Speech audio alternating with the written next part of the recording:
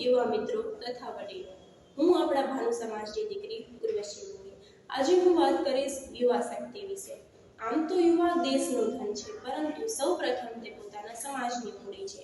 આવી મૂડી દ્વારા સમાજના શિક્ષણ માટે અનેકો પરિવર્તન કરવામાં આવ્યા છે. તેમાંથી એક પરિવર્તન છે સંખ્યા, જે મુખડા નામના નાનકડા એવા ગામની અંદર આવેલું છે. આ સંસ્થાનો હેતુ ગરીબોને શિક્ષણ પૂરું પાડવાનું છે.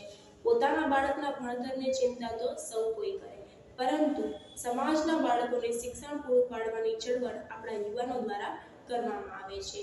મારા મત પ્રમાણે યુવાના 3 ગુણ છે. પ્રથમ, કામ આદરવું અને તે કામ વડે જીવન તથા જીવન કાર્ય માટે જાગૃત બનવું. બીજું, પોતા પ્રત્યે જવાબદાર બનવું અને ત્યારબાદ સમાજ પરત્વે તથા રાષ્ટ્ર પરત્વે જવાબદારી સંભાળવી. ત્રીજું, પ્રકૃતિ પ્રત્યે ચાહના કેળવવી. આપણા સદભાગ્ય છે કે આપણા યુવા પાસે આ 3 ગુણોનો ભંડાર છે. આજનો યુવા ગાંધી દ્વારા નહીં, પરંતુ અલ્ટરનેટિવ લાઇફસ્ટાઇલ દ્વારા આકર્ષાય, ગ્રામ વિદ્યાપીઠ દ્વારા નહીં, પરંતુ ઇકોવર્સિટી દ્વારા આકર્ષાય. આજનો યુવા શિક્ષણની રીતિ તથા નીતિમાં ફેરફારો કરીને શિક્ષણ જગત માટે નવા રસ્તાઓ ખોલે છે. આજનો યુવા પોતા માટે રસ્તા શોધે છે, અગર ન મળે તો નવા રસ્તાઓ બનાવવાની હિંમત પણ રાખે છે. Thank you so much.